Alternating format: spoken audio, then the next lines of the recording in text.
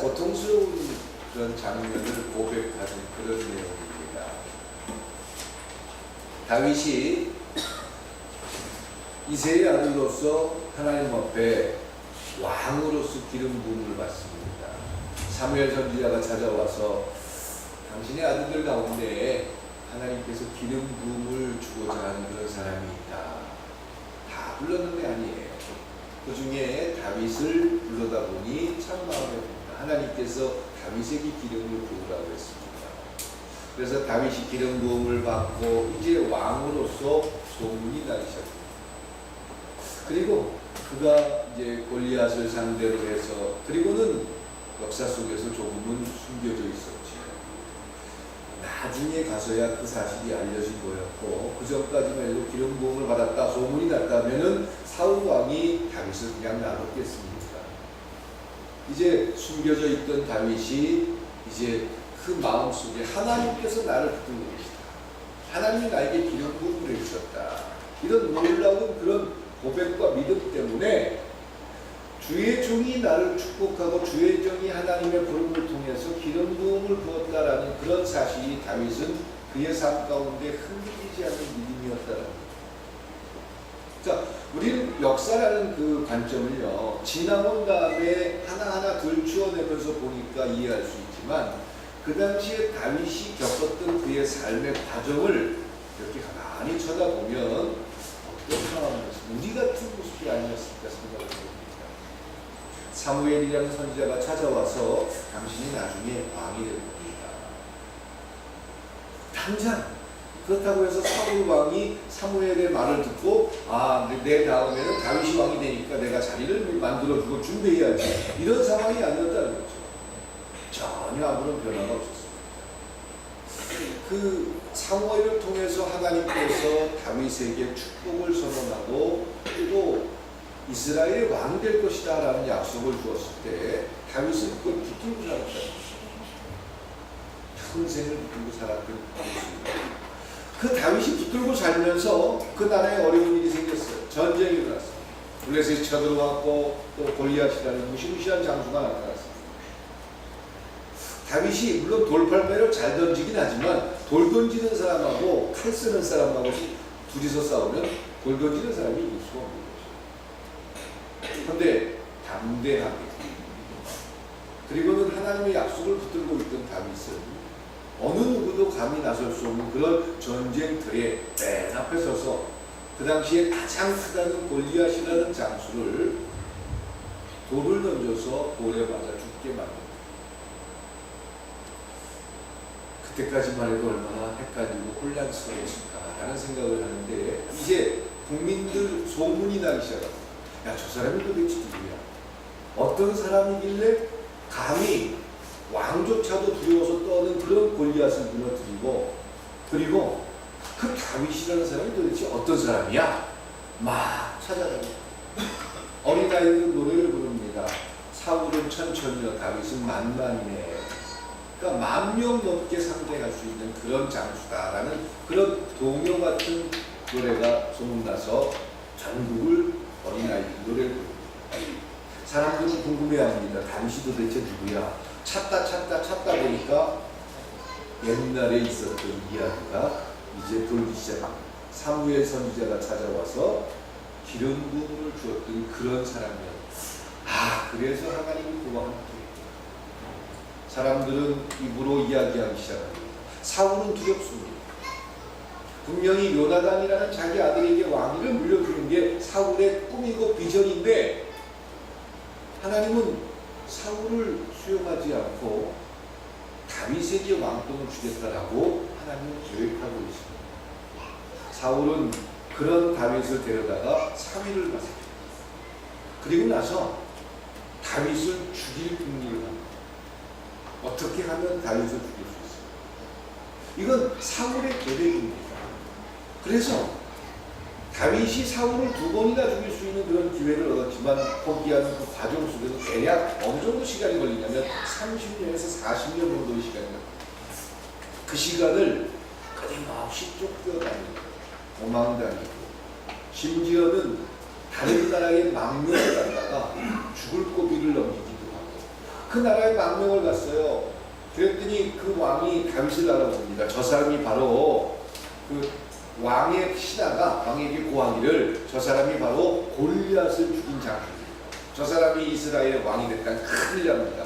오늘 잔치를 베풀어서 저 사람을 데려다가 우리 왕궁에 잔치를 하고 저 사람을 죽입시다. 이렇게 계획을 해요. 그래서 왕이 그러자. 그래가지고 다윗을 초청합니다. 다윗의 사람들과 다윗이 그 초청을 받고 갔는데 왕이 죽이려고 하는 그런 내용을 다윗이 이미 알게 됐고, 그리고 다윗은 그 왕 앞에서 미친 척합니다. 미친 사람인 척. 자기 목숨을 구걸하고 자기 목숨 살고자 미친 척을 하고 막 미친 사람 흉내를 냅니다. 그러니까 왕이 그런 다윗을 보고 저렇게 정신이 나간 사람을 어떻게 그 과거에는 골리앗을 죽일 수 있었지만 지금 저런 정신 나간 사람이 어떻게 이스라엘 왕이 되고 그럴 수 있겠느냐. 그냥 불쌍하다. 그냥 놔두자. 이렇게 해서 목숨을 연명하게 됐어요. 참 고통스럽고 힘든 과정을 거쳤습니다. 그리고는 죽음의 위협도 한두 번 겪은 게 아니에요. 그런 과정에서 그는 오늘 고백에 시편 22편에 나와 있는 9절부터 21절의 내용처럼 그의 삶이 얼마나 궁핍하고 얼마나 곤고하고 얼마나 어려운지 그는 스스로 하나님 앞에 이렇게 이야기합니다. 단적으로 이야기하면 너무 힘들어요. 하나님의 약속은 참 더딥니다. 근데 너무 고통스럽습니다. 언제쯤이나 나를 죽이려고 하는 저 사람들이 하나님 앞에 심판을 받았습니다. 참 고통스럽고 힘든 그런 고백을 하나님 앞에 있는 그대로 한다는 거죠. 아마 이 속에는 불평과 원망이라는 감정이 섞여 있을 수도 있을지 몰라요. 글로 표현하니까 이 글 속에 숨겨져 있을지 모르지만 저 같아도 그럴 것 같아요. 하나님 이게 뭡니까? 하나님께서 약속하시고 나를 왕으로 세우신다고 하시는데 왜 삶이 이렇게 어렵습니까? 왜 이렇게 어려워요? 어떻게 하면 좋겠습니까? 내가 어떻게 할까요? 그런데 그렇게 하나님 앞에 기도하는 가운데에 기회가 생겨요. 사울 왕을 죽일 수 있는 기회가 생겨요. 사울 왕만 죽이면 다윗이 왕이 되는 건 어렵지 않습니다. 그런데 다윗은 그렇게 하지 않습니다. 왜 사울 왕을 죽일 수 있는 두 번의 기회를 포기했습니까? 사울 왕만 죽일 수 있다면 자기를 따르는 사람들과 사울 왕을 반대하는 사람들이 다 손을 합쳐서 쿠데타를 충분히 일으킬 수 있는데 왜 그런 과정을 다윗은 훨씬 더 쉽잖아요. 10년, 20년이라는 시간이 단축되는 거잖아요. 그런데 다윗은 그 일을 하지 않습니다. 왜 사울 왕을 죽이지 않았을까요? 어떤 사람들은 종종 그런 얘기를 해요. 하나님께서 세우신 종을 사람이 함부로 하는 게 아니다. 그래서 이 구절을 끄집어내서 종종 목사님들이 목사에게 잘못하고 목사에게 대들면 큰일 난다. 다윗 생각해봐라. 다윗은 사울을 하나님께서 기름 붓고 택했기 때문에 사울을 안 죽이지 않았느냐. 그러니까 절대로 그래서는 안 된다. 이렇게 설명을 하는 경우가 있습니다. 물론 일리가 있어요. 사람들의 생각 속에서 일리가 있는 내용입니다. 그런데 중요한 것은요. 잘못된 사람들, 잘못된 신앙 기준과 잘못된 길로 사람들을 이끌어내는 사람들을 우리가 무조건 용서하고 용납해야 된다. 이런 논리로 가서 안 된다는 거예요. 그러니까 교회 목사님이 교회 돈을 굉장히 많은 돈을 횡령을 해요. 한두 번 정도는 이해할 수 있어요. 살다 보니까 그럴 수 있으니까. 근데 이게 늘 상습적으로 그런 일들이 생겨있고 잘못된 일들이 있는데 그 사람이 목사라는 이유 때문에 그것을 눈 감아준다? 그래서는 안 된다는 거죠. 그것은 잘못된 건 잘못됐다라고 지적을 해야 되고 그건 교정을 해야죠. 근데 사울이 하나님 앞에 기름 부음 받았기 때문에 그 사람한테 함부로 해서는 안 된다. 이런 논리 자체는 좀 비약이 심합니다. 왜 다윗은 사울 왕을 죽이지 않았습니까? 하나님 앞에 하나님 정말 너무나도 좋은 이 사람을 죽일 수 있으면, 이 사람을 죽이기만 하면 하나님이 나에게 주시기로 한 이스라엘의 왕의 시간이 짧아지지 않겠습니까? 아마 하나님 앞에 물어봤을 거예요.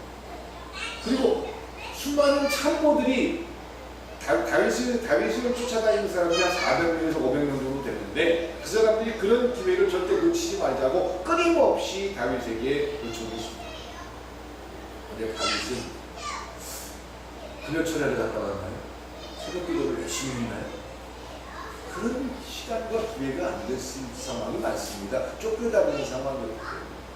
그런데 그의 삶 자체가 기도하는 삶 속에서 하나님 앞에 끊임없이 물어봤습니다. 나름대로의 하나님의 사인의 그 과정을, 하나님이 주는 사인을 나름대로 체득하고 그의 삶 속에서 하나님이 원하는 것과 하나님이 원하지 않는 것들에 대한 구별을 다윗은 가질 수 있었다라는 거죠. 그리고 하나님 앞에 물어봤고 하나님께서는 다윗에게 인정해 주지 않았습니다. 그런데 결과적으로 보면요, 다윗은 한 10년, 20년 그 시간이 많이 갔지만 결과적으로 보면 12지파, 이스라엘의 12지파가 온전히 다윗을 왕으로 섬길 수 있는 그런 계기가 될 수 있습니다. 다윗이 자기를 따르는 몇 지파만 데리고 그 지파들하고 쿠데타를 일으켜서 사울왕을 죽였다면 그냥 끊임없이 내분이 일어났을 거예요. 그 나라에. 그런데 그런 시간이 좀 걸리긴 했어도 참아내면서 사울왕이 죽을 때까지 기다렸던 그 과정을 통해서 다윗이 왕이 됐을 때 이스라엘은 하나의 나라가 될 수 있었다라는 거죠. 멀리 보면, 당장 가깝게 보면 손익을 따질 수 있지만 멀리 다시 한번 생각하면 하나님의 계획 속에서 본다면 다윗은 하나님의 결정을 존중할 수 있었다. 그렇기 때문에 오늘 본문에 나와 있는 이 기도의 내용 속에서 다윗은 최소한 정직했습니다. 힘듭니다. 어렵습니다. 고통스럽습니다. 언제까지입니까? 불평이고 원망일 수 있습니다. 그리고 하나님 앞에 끊임없이 물어봤습니다. 다윗이 하나님 마음에 드는 사람이다. 하나님 마음에 합한 사람이다. 이런 성서에 많은 표현들이 나오고 있습니다. 그 마음에 들었다라는 것은 그가 평생을 살아가면서 어떤 삶을 살았다? 기도하는 삶. 오늘 제목을 보면서 조금 부담스러워요. 더운 날씨에 평택에서 여기까지 오시느라고 얼마나 고생이 많으셨어요. 또 멀리서 오시고 오늘 37도 넘어서요. 아침에 제가 8시 좀 넘으면 여기 오는데 와서 저 온도계 보니까 39도로 돼 있더라고요. 여기 위에서 열이 내려와가지고 오자마자 그때부터 좀 틀어놓고 계속 시원하게 하려고 애를 쓰고 있는데 얼마나 수고들이 많아요. 근데 오늘 제목을 딱 보니까 기도의 사람들, 지난주 오후에는 기도에 대한 그 열린 예배를 드렸고, 기도, 그냥 마음속에서 해야 되는 이 생각은 있는데 기도 그러면 왠지 부담스러워. 기도에 대한 기획들 때문에 내가 하나님 앞에 응답을 받고 그 기도를 통해서 하나님이 내 편이 되어주는 그 과정 속에서 거쳤던 수많은 고통스러운 과거들, 역사들, 기억들 때문에 기도 그러면 부담스럽다. 지난 주간에 우리가 한 주간 열심히 기도합시다라고 얘기했어요. 잘하셨죠? 최선을 다하셨죠? 왜 하나님께서 우리에게 기도를 시키셨어요? 제 목회 시간 속에서 종종 그렇게 기도에 쌓임을 주실 때가 있어요. 왜 그런지 기도하지 않고 하나님께서 거꾸로 주시면 그게 하나님께서 없는 줄 모르더라고요. 근데 기도의 과정과 기도의 시간을 통해서 하나님 앞에 한 걸음 한 걸음 나아가는 그 모습 속에서 하나님이 주는 어떤 축복을 보게 되면 아, 이게 하나님께서 그래서 나를 기도를 시키셨구나, 이걸 깨닫게 된다라는 겁니다. 그래서 어떤 한 분이 아니에요. 우리 성도님들 전체를 향한 하나님의 그런 계획들과 비전들이 시작됐는데 기도에 대한 잘못된 오해와 기도에 대한 잘못된 상식 때문에 기도를 부담스러워할 수 있다. 유명한 한국의 부흥 강사 되시고, 그리고 제가 이름을 말씀드리긴 좀 죄송한데, 그런 분이 미국 목사님들하고 교류를 하고 미국 목사님들하고 이제 공부하는 자리에 같이 모일 때가 많았어요. 근데 어느 날 저를 만나가지고 한 금식이라는 말, 그분은 40일 철야도 40일 금식도 몇 번 하셨고, 그리고 그분이 부흥에 가면 능력도 나타나고, 또 그분은 기도에 굉장한 경험을 가지고 있고 그런 분이에요. 저하고도 교류를 하고 그랬었는데, 그분이 어느 날 저에게 자기 마음을 표현하더라고요. 자, 예, 나는 기도에 굉장한 능력을 가지고 있다고 생각했어. 그리고 영적으로도 어느 누구보다, 어느 어떤 사람보다 하나님을 사랑하고, 또 하나님께서 주신 아주 세밀한 음성을 많이 듣는다고 생각했어요. 미국 목사들하고 교육하고 같이 공부하고 많은 시간을 나누다 보니까 그 사람들은 나만큼 기도 안 해요. 새벽 기도도 안 하고, 또 나같이 금식 기도도 안 하고, 또 철야 기도도 안 해요. 그런데 놀라운 건 나는 그들보다 충분히 영적으로 앞서 있다고 생각했는데, 그들과 대화를 하다 보니까 나는 영적으로 그들보다 앞서 있지 않았어요. 그러면서 그분이 저에게 정직하게, 제가 말씀을 미리 말씀드리지 못하는 이유가 정직한 그분의 마음을 제가 들었기 때문입니다. 그분이 그러면서 내가 알고 있던 고집부리고 욕심부렸던 그 반복된 생활들이 하나님과의 관계에 있어서 하나의 경험치는 될 수 있지만, 그것이 내가 하나님의 사람으로 하나님이 기뻐하는 모습을 가지고 사는 사람이다라고 자신할 수가 없다라는 거예요. 나이 많은 그런 아주 큰 목사님이 저에게 그런 말을 하면서 저로 하여금 기도하지 마, 이런 말로 오해를 해서 듣고 나서 받아들여서는 안 돼요. 무엇이 어떻게 어떤 이유의 기도가 될 수 있는지, 이런 부분에 대해서 끊임없이 고민하라는 거예요. 우리 교회 성도님들 가운데 기도 그러면 어느 정도, 요 정도의 느낌과 이 정도의 감정이 와야 기도를 한 것 같대 라고 생각하면서 느껴왔던 분들이 많으십니다. 기도빨을 받아야 돼요. 지난주 금요일날 그 서울 남문에 순회 기도회였는데 얼마나 뜨거운지, 감독님하고 저하고 강단위에서 같이 기도하고 서로 지방을 위해서, 외면을 위해서 얼마나 뜨겁게 기도해요. 성도들 모두 열심히. 감독이 하는 말이, 아니 금천지방 이렇게 뜨거운 지방인지 몰랐습니다. 얼마나 열심히 해요. 그러니까 그렇게 뜨겁게 기도하는 그런 시간들이었는데, 그런 뜨거운 분위기에 갇혀서 그런 뜨거운 기도를 해야 기도하는 것 같아 라고 느낄 수가 있습니다. 그렇지 않으면 기도한 것 같지 않아 라고 생각하는 경우가 종종 있습니다. 그래서 내가 하는 기도는 기도 아닌 것 같고, 좀 맹숭맹숭하고 내 마음속에 어떤 그 뜨거움이 없으면 기도가 아닌 것 같다라고 생각하는 경우도 참 많다는 거죠. 한국교회는 여기서 멈췄기 겁니다. 그래서 교회가 그런 과정들을 거치면서 끊임없이 뜨겁게 그리고 헌신하고 희생하고 포기하고 이런 과정들을 자꾸 줌으로써 교회가 커지고, 교회가 세상에 가장 큰 교회는 한국에 다 있어요. 그런 큰 교회들을 가지고 성도들의 그 신앙의 열심도도 굉장히 높지만, 정말 하나님 마음에 드는 교회였을까?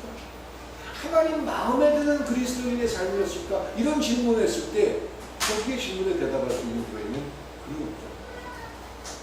수십만 명이 모이는 교회, 그리고 1년이면 수십억, 수백억, 수천억의 헌금이 모여져서 대단한 능력을 가지고 있는 교회. 제가 큰 교회를 비난하고 큰 교회에 대해서 손가락질하고 싶은 게 아니에요.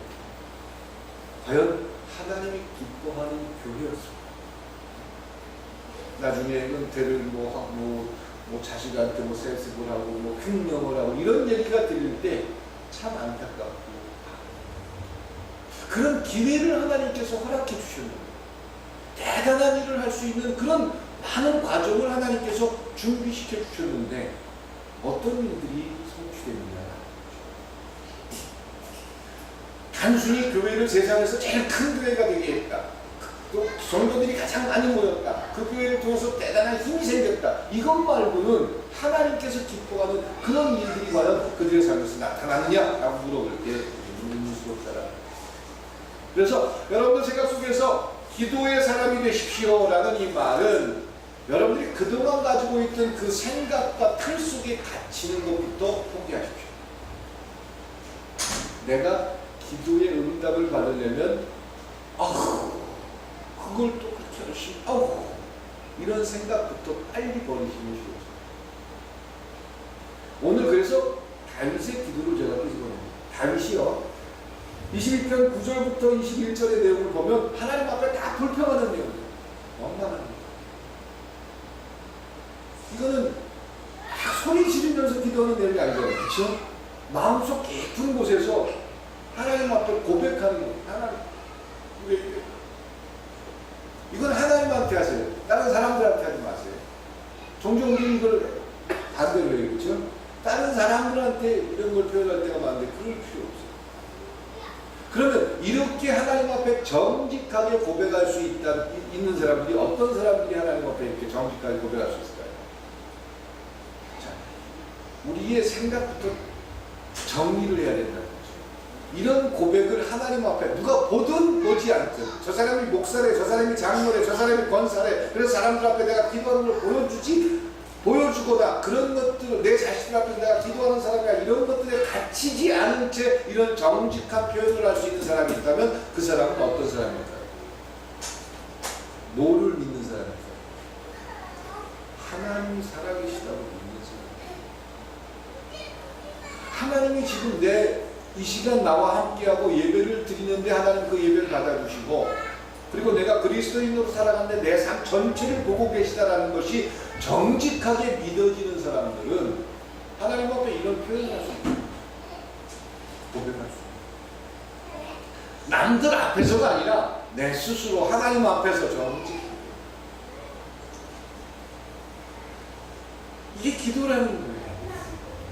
그러니까 뜨겁게 열심히 부르짖고 매달리고 요구하고 그것도 기도일 수 있지만 정말 기도의 시작은 내가 하나님 살아계신 하나님을 믿고 있느냐 이 질문부터 하라는 겁니다.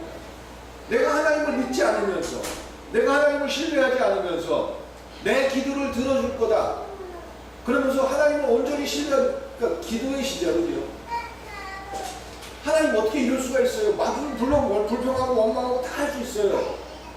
근데 그 하나님을 믿느냐 믿지 않느냐는 중요한 거예요. 믿지도 않으면서 하나님이 살아계시다는 사실을 고백하고 믿지도 않으면서 기도했는데 하나님이 안 들어주더라. 이게 말이 안 되는 거잖아요. 하나님을 신뢰하지 않으면서 하나님을 온전히 의지하지 않으면서 하나님이 내 삶의 주인이라고 고백하지 않으면서 하나님이 내 기도를 들어주고 안 들어주고 이거는 좀 우리 스스로의 말 속에서 갇혀진 거예요. 그러니까 어떤 내용을 고백할 수 있고 어떤 말을 하나님 앞에 할 수 있고 심지어 엘리야 보세요. 뭐라고 그랬죠? 나 좀 죽여주세요. 화가 났어요. 갈멜 산상에서 450명의 바알의 선지자들과 싸워가지고 이겼던 사람인데 어떤 그 이세벨이라는 여자가 자기를 죽이겠다 보니까 도망가다가 힘들고 지쳐가지고 배고프고 고통스러우니까 하나님 앞에 기도하면 하나님 나 좀 데려가세요. 나 더 이상 못하겠어요. 저도 그 마음 압니다. 저도 그런 기도를 드릴 때가 종종 있었습니다. 어느 날 잠자리에 누워가지고 호흡을 좀 제가 힘들게 할 때가 있었는데 하나님 이제 갔으면 좋겠어요. 이 정도면 되지 않았나요? 제가 그동안 꾸미는 교회에서 만들어놓은 어떤 것들이 있다면 너무 힘들어요. 좀 데려가 주세요. 이렇게 저도 투정을 드릴 때가 있었어요. 그래서 그런 엘리야의 그 투정과 그 고통스러운 고백을 저는 좀 이해할 것 같아요. 하나님 나 좀 데려가세요. 나 죽었으면 좋겠어요. 근데 하나님 그런 모든 고백, 그러니까 하나님 앞에 무조건 불평하라, 무조건 원망하라 이런 얘기가 아니라 정말 내 삶에서 하나님을 신뢰하고 하나님을 믿는 것. 지금 당장 하나님께서 날 데려간다고 해도 난 천국이라는 놀라운 소망을 여러분들이 신뢰할 수 있는 거예요.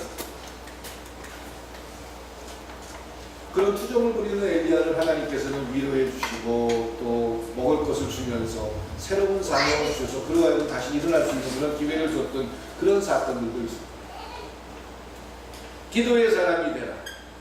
예, 다윗은 끊임없이 고통스럽고 좌절스러운 그런 삶 속에서 하나님 앞에 하나님을 믿고 있어. 하나님이 자기의 축복을 해줄 것이다. 이걸 믿고 있었던 게 아니라 하나님은 내 삶의 주인이요, 또 하나님은 역사의 주인이시다라는 걸 믿고 있었다. 그분 앞에 자기의 고통과 좌절, 힘들고 어려운 그런 과정들을 다 고백하고 나중에 하나님 나 왕시켜줄 건데 언젠데 이것에 매여 있지 않고 끊임없이 스스로가 하나님을 하나님으로 존중하는 삶을 살았죠. 그게 기도하는 사람의 모습. 그리고 기도의 끝으로 22절부터 31절까지 쭉 가다 보면 그런 그에게 하나님께서 터치해 주십니다. 엘리야를 찾아가서 위로하신 것처럼 그런 마음을 가지고 하나님 앞에 나왔던 다윗에게 하나님이 뭐라고 사인을 주셨는지 그건 사인의 방법이겠죠. 여러분들이 하나님 앞에 기도하면서 하나님이 나에게 주는 그런 사인들이 있는 것처럼 다윗은 다윗대로의 사인, 저는 저대로의 사인. 제가 어느 날 일어나서 모든 걸 다 포기하고 기도해야 됩니다라고 끊임없이 내 자신에게 명령하는 것처럼 그런 사인의 과정 속에서 하나님의 약속을 듣고 아마 그런 얘기가 아니었을까요? 힘내. 여기서 끝이 아니잖아. 조금만 더 기다려라. 다윗이 왜 하나님 앞에 원망과 불평을 하다가 생각이 바뀌어서 하나님을 고백하게 되고 그 다음에 하나님을 찬양하게 됐을까요? 이 22편이 끝나는 이 시점에 다윗은 아직까지 도망다니는 그런 도망자의 신세였습니다.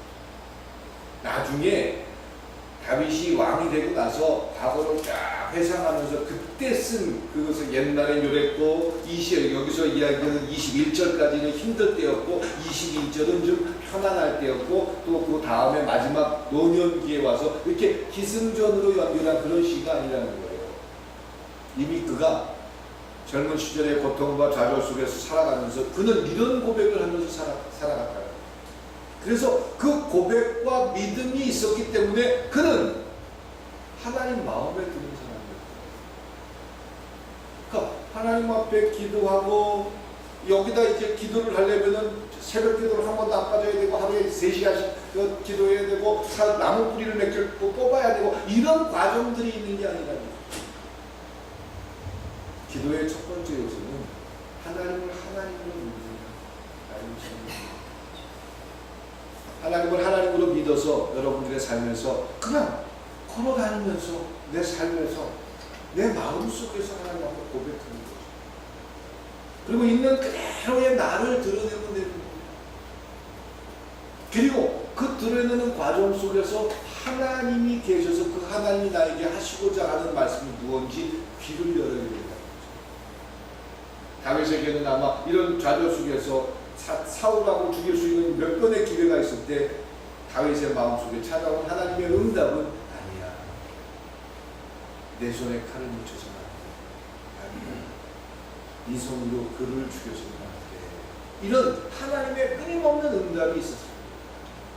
그러면 이 하나님의 응답을 어떻게 하면 우리가 들을 수 있을까? 어떻게 하면 우리의 삶에서 종종 자주 끊임없이 하나님의 결정이다라는 걸 발견할 수, 캐치할 수 있을까?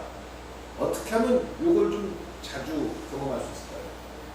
그 과정은 여러분들 삶에서 내 생각과 하나님의 생각이 충돌될 때 하나님의 결정을 안다면 내가 손해가 될지라도 그 하나님의 결정을 수용해서 내 생각을 포기하는 과정을 거쳐보십시오. 쉽게 얘기하면 그런 겁니다. 이번 달에 되게 힘들고 어려워요. 10조 내기가 되게 어려워요.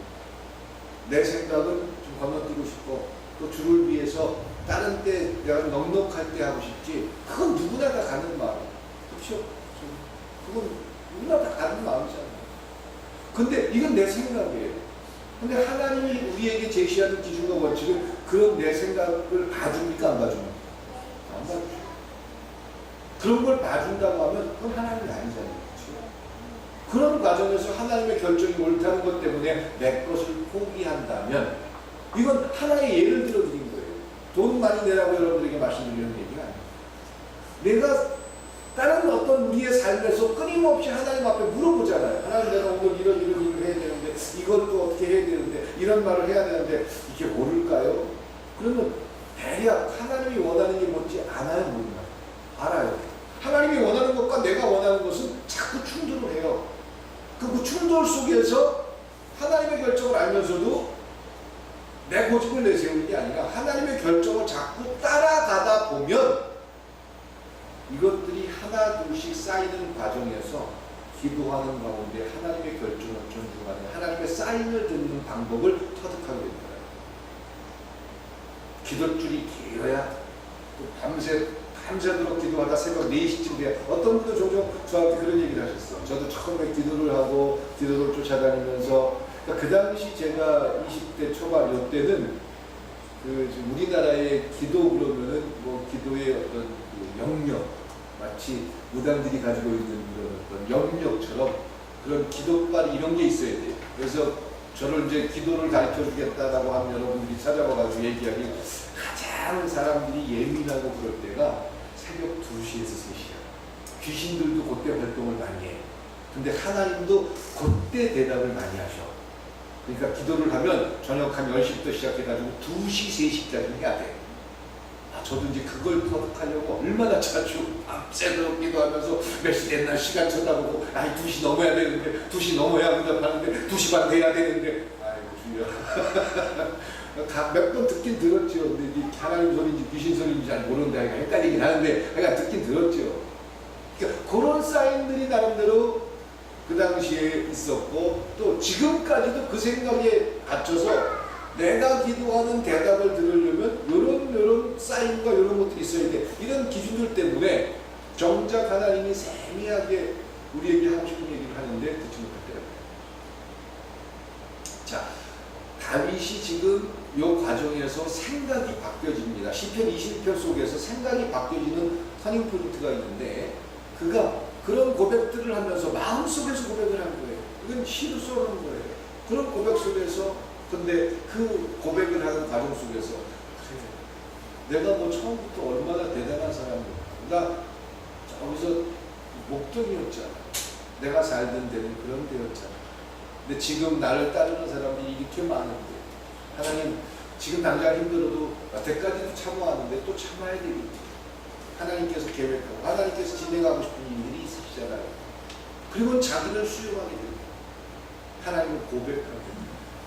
최종적으로 하나님을 찬양하면서 하나님 그래도 제가 아직까지 목숨을 부지하고 있네요. 이제 제 스스로가 하나님을 포기하고 하나님을 모른 척 사는 것이 아니라 하나님의 뜻 가운데 하나님의 손길에 의해서 살아가는 자가 되기를 기대합니다. 이렇게 고백을 하고 이 시가 끝난다는 거죠. 기도의 결과, 그러니까 기도를 시작하고 기도 과정 속에서 하나님께서 원하는 뜻을 듣고 그리고 그 속에서 나를 고백하게 되고 그리고 최종적으로 그 하나님을 찾아가는 과정들, 이게 하나님께서 기도를 시키는 목적이고 이유인 줄 믿습니다. 그들은 결코 자기의 삶을 포기하지 않습니다. 그들은 결코 자기에게 주어진 어떤 현상도 누군가에게 미루지 않고 내일이라고 받아들이고 있습니다. 그리고 그들은 최선을 다해서 적극적인 삶을 살고 있는 것입니다. 하나님 마음에 합한 다윗, 그는 그의 삶에서 최선을 다해서 적극적으로 살았던 사람. 그 누구에게도 핑계를 대지 않았고 스스로 모든 것을 부둥켜 안고 심지어는 범죄할 때고 또 자기 자식이 죽었을 때도 그는 기도를 놓지 않았다는 거죠. 기도하는 사람이에요.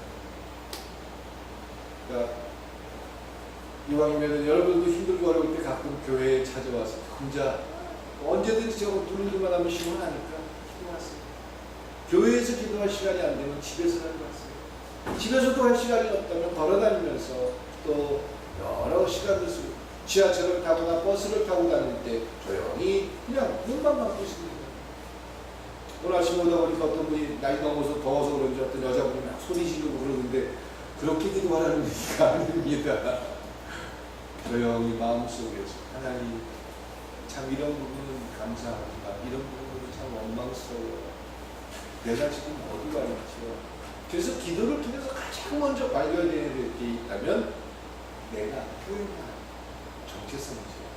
나는 누군지, 여기는 어디지, 내가 어디로 가야 할지, 이런 나에 대한 발견, 하나님을 통해서 나를 발견하고 또 그 하나님이 함께 하시는 고백하고 하나님을 비로소 찬양하는 기도로 나타날 수 있길 축원드립니다. 기도하시기 바랍니다. 기도의 사람이 될 수 있길 축원드립니다. 그래서 왜 하나님이 나에게 기도를 시키는가, 이걸 우리가 경험할 수 있길 주님으로 축원드립니다. 기도해 주시겠습니다.